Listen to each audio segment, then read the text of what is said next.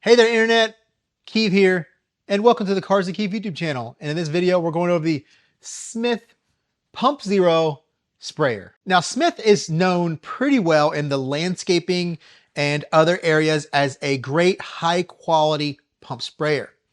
But the difference between this and most of the normal ones is this one has the zero pump technology. It has a battery powered air compressor in the top. So instead of having the pump, you have the battery. So this is a 2-gallon sprayer model of this. And I'll warn you, there are quite a few of these Pump Zero ones out there in different brands, Scott's and a few others. They kind of look like the exact same bottle, mainly picking this up to try to see how it distributes rinseless wash. And you probably could use it for many other chemicals. This is a high quality unit. Does not say what kind of pH it can handle. I think it would do pretty well with most chemicals. I just wouldn't go crazy alkaline or crazy acidic. You have a heavy duty, really large diameter hose coming out of the unit here to your sprayer, which has a little clip here, and it has a little reservoir down here at the bottom that you can kind of fit the tip. That way, if it leaks out a little bit, you have a little bit area there for it to collect and not get on the floor. Now this hose here is pretty stiff. Like it moves the pump around and it's not very long. Obviously you have a handle to carry around with you, but as you can see, it is screw on here. So you definitely more than likely could adapt this somehow to some type of air hose, like a Flexzilla air hose or something like that. It's a rubbery material. I mean, it's a really nice spray. Like I said, it's quick pull, not a long pull. And like I said, it's one-handed for that lock right there, unlock. And inside the handle here is a really long filter right there, so you can catch a lot of the larger sediment before it gets to the end and blocks your nozzle. Here's your nozzle. There's the foamy one. There is the just a single stream, and there's all your little different types of angled fans. Stainless steel shaft here down to the end has an angle, and obviously the tip. This is pretty easy to operate. There isn't a whole lot going on. You basically just press the button and it'll run. And then you press the button, it'll stop. Now it's going to run until it hits its max PSI, which we don't know what it is. Once it's max PSI, it stops. You spray, once it gets to a set minimum to turn on, it's automatically gonna turn on and maintain spray for you. I've tested this for a while and I've actually had this since November. It is middle of July. This isn't cheap, but it's not expensive. It's $93. I think I paid 85 bucks. So that would have been Black Friday area. That would probably be a little bit cheaper. These Pump Zero heads are actually purchasable by themselves as well. So you could have a second unit if you have to swap out. I thought it was going to work on an IK sprayer. So we would have the head by itself, $72. So I could put it in an IK sprayer and not pay the extra for the eFoam Pro 12 air compressor. Well, thread pattern doesn't match. And the thread pattern doesn't match just about any of the bottles that I tried. So I went ahead and bought another assembly to do a review on. I just never got around to it. Quality pressure relief valve. I like how you can get your fingers in here in this little curved area. Have clips on the side that you can put, you know, something to wrap around your arm and hook right here. I saw some of them online that were selling that had that on there, so I don't know how much extra that is. So the charger is actually on the wall on the other side over there and it's charging something else. But a little flap comes out here. It's proprietary. Those little round push pin type ones that push in. It's not USB-C. So we have a timer right here. We can hit start and start. See how long it takes from empty.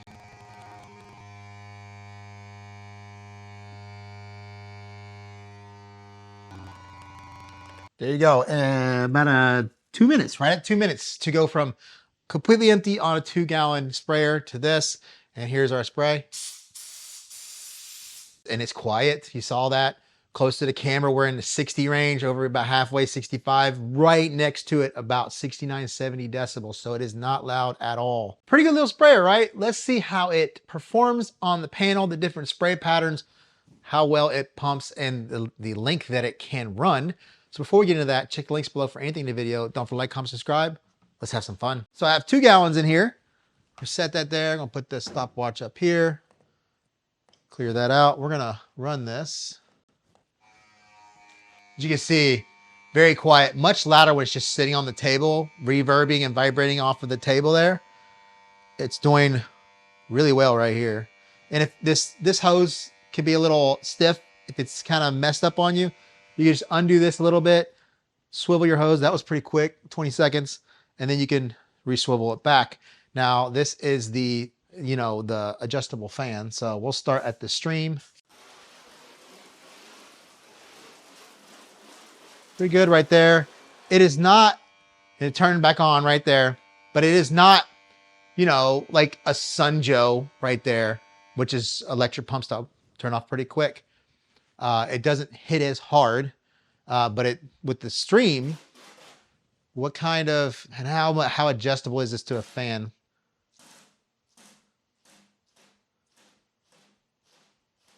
Yeah, look at that. That's the drop size I'm looking for. As you can see, one thing I like about this spray for my rinseless wash. Now, it could be slightly wasteful.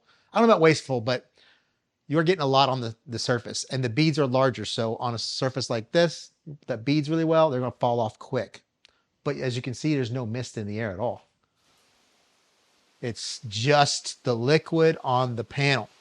Now we can start turning it out a little bit as we start getting into the more of a misty style, which for efficiency is probably better for applying rinseless wash, because the smaller beads like this, the misty beads, they stay on the panel and don't run off. So it's staying and emulsifying that dirt.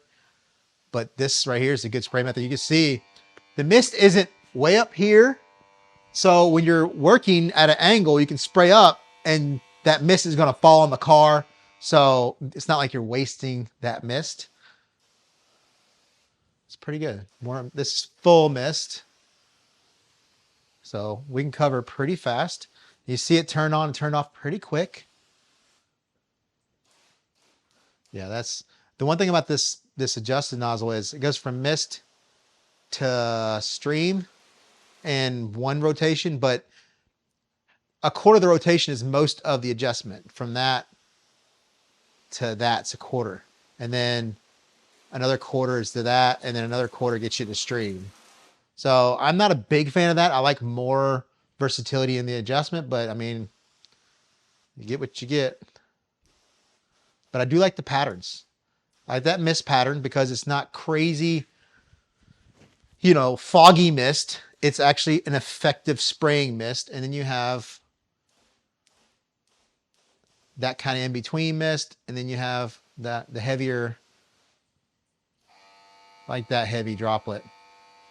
You use that to rinse off a little bit. Like I said, it does not have the pressure like, say, the Sunjoe does, but two different types of spraying methods. This obviously is going to be able to do way better chemicals than the electric pump because this is compressed air.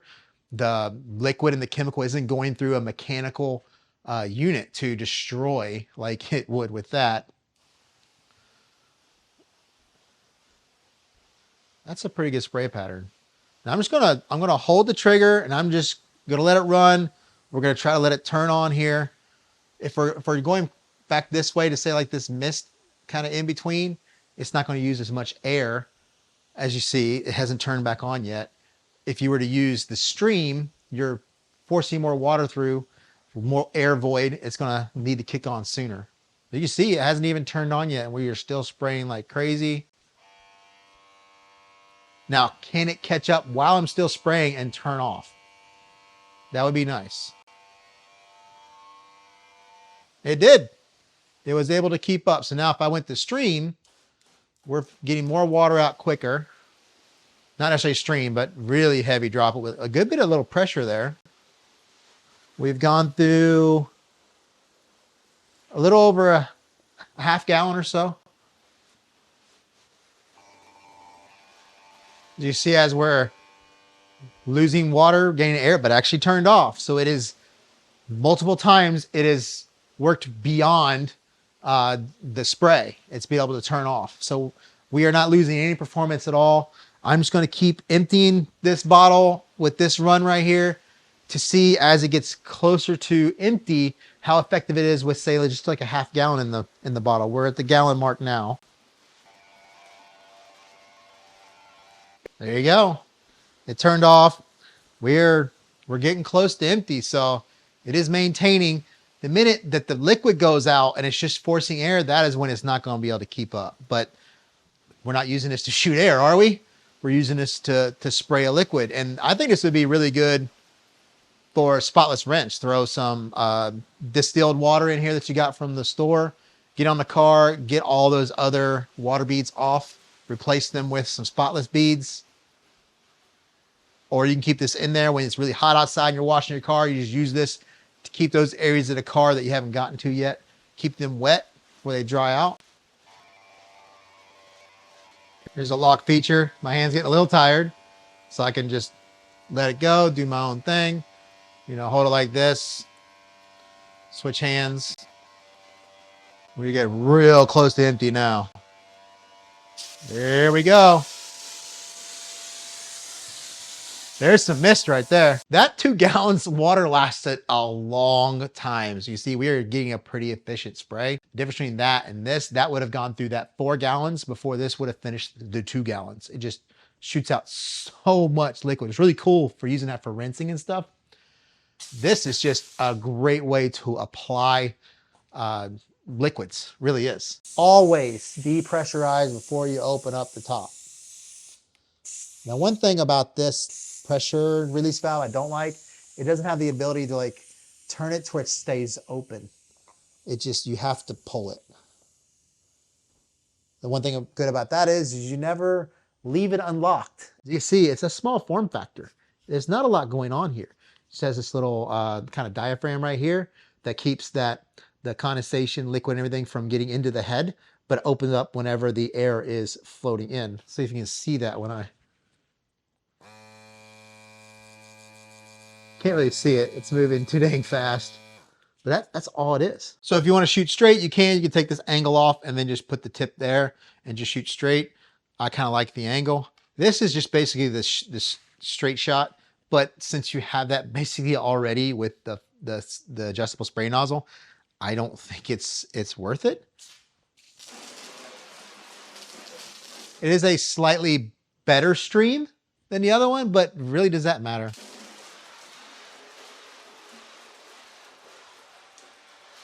Nah. All right, here is the red one. So I'm saying we're about a 40 degree right here. Now, is this doing any better than anything we have on the adjustable? I mean, maybe it does because you are covering a wider area with a little bit of fan, but this spray pattern is like strong here, and strong in the middle. But there's a big void right here, big void right there. You have mist falling. This is shooting straight up. I just don't think it's a very efficient spray nozzle. Here's yellow. How much different is that than the red? It is more misty, that is for sure. But, I mean, I guess it is slightly wider, but we now are spritzing way up here, down there, strong in the middle right here, but we have a huge void. These nozzles are not, they're not it. They are spraying onto the panel though, but it's so inconsistent. All right, here's brown. Oh, that is a wide pattern. But you know what? That wide pattern is better because look at this. Covered. Or covered. It has the same issue though. Strong here, strong here. Stronger in this area, but we have a void here and a void kind of there. But I think these might be better to spray horizontally, really. Now up close, I mean, the spotless rinse with this, that could work pretty well up close. I think I'm still an adjustable guy. So here's the foaming tip. And what I'll do now is we'll evacuate a little more liquid. We'll dump some incredible suds in there and we'll see what it does. But on this, it's the same as the other ones. It has that gasket, but it has this instead of one of those things, and you shoot a little felt filter in there. I can't even remember it's sold if they even came with that felt filter. I think that's an IK felt filter. I don't even remember. I don't think it came with the filter. But you see how it's spritzing? Actually, you know, that as a spray pattern, I mean, it's pretty sporadic, but it's pretty even compared to the other ones. It's a heavier drop, no mist. So we want to just go across and just get some beads. Now I'm going to say I'm not going to use Rinseless Wash in this video. I use Nemesis Rinseless Wash from Detail Co. 10% code cards with Keeve. Save you on that. And I'll save you on Incredible Suds at the House of Rags. But water is the consistency of Rinseless Wash. They're the same. It's not going to affect the spray patterning at all. It's not going to affect any of that. And there's no use in wasting product. We're already wasting water. We already waste enough soap on this channel. So let's throw some Incredible Suds in here.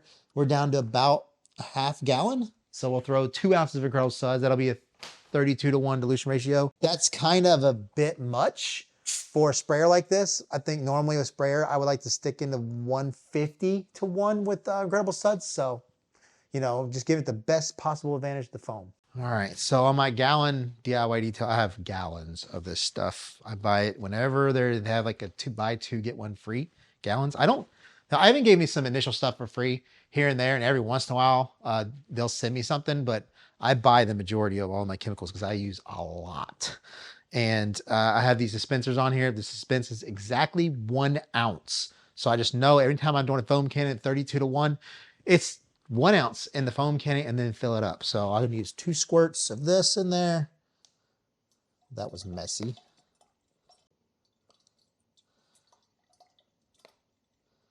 I will say with this, after you've used it, it will have some drips afterwards because of the air built up. I bought these little caps on Amazon. They'll go over this. I wait for it to finish dripping into like a microfiber, and then I put this cap on there. Not a whole lot of foam. I don't think I got there. Here we got to the soap. Not really foam, right? And we put the felt filter in there. And this is what I remember some time ago when I was using this. The foam is not really foam. And there's a lot of Incredible Suds in there.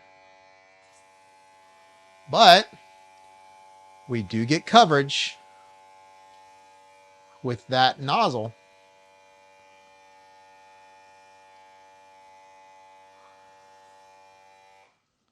Hey, it's off already.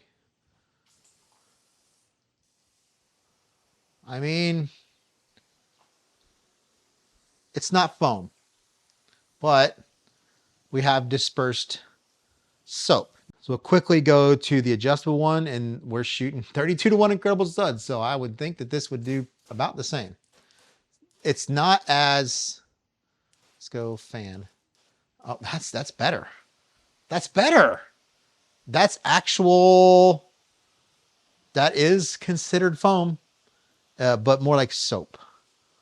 But we are putting it down at a very slow rate of liquid versus the amount that we were putting on there with the other one. So we're getting a little bit more effective, efficient coverage. Let's go out a little bit. Ooh, look at that. I mean, we're getting kind of what we got with the other one. These drops are a little heavy, so now we're getting it on there, but then it's falling off before it even has a chance to dwell. So we want to go a little bit more misty. Maybe like something like that, where we get to stay on the surface. The adjustable nozzle, for me, is the way to go. It does everything I need. I for sure wouldn't use this as a foamer though. Let's be clear on that. I'm just showing you that it is possible. Would I use this to spray foam? No, I would not, because I'm using a lot of product to do this. Like I said, I'm using 150-to-1 in an IK sprayer versus 32-to-1 in this. There you go. Hey, we got foam now. Oh, now we're gone. So here's our setup. We have our stopwatch. We have this on microfibers so they don't buzz around. We'll hit start here.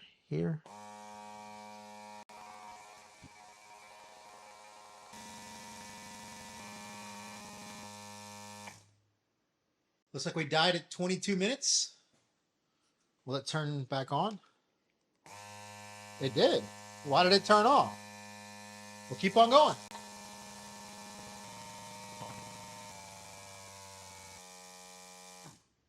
Okay, so it had stopped at about 42, 22, 21. So we'll take 2 minutes or so off. and we'll run it again until it dies again. All right. Well, after all that runtime, it's not even hot.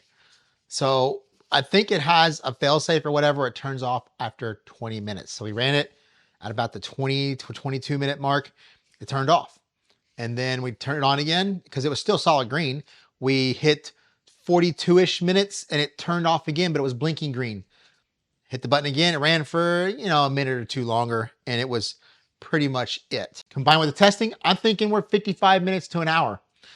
Pretty dang good runtime for a unit of this size. All in all, the whole sprayer is good. The zero pump is great. You saw that it can run the entire time, never lose the pressure. It can usually run and stop, meaning it's already reached max pressure while you're still spraying. Now you could foam just itty bitty little bit, but it took some serious 32-to-1 incredible suds straight at $92, $93. I think it's a pretty good buy.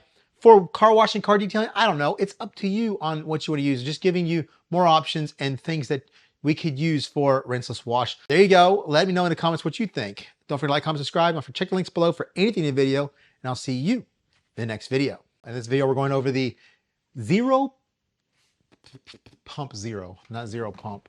And welcome to the cars that keep you. And welcome to the cars that keep you.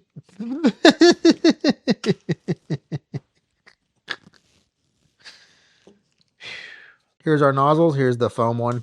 Oops. We only admit it. Hey everybody, I don't have much bloopers, so I need to milk the views. Tigger here, okay, stay up. Hey, there you go. You guys got a little show there. Put your tail down. Put your tail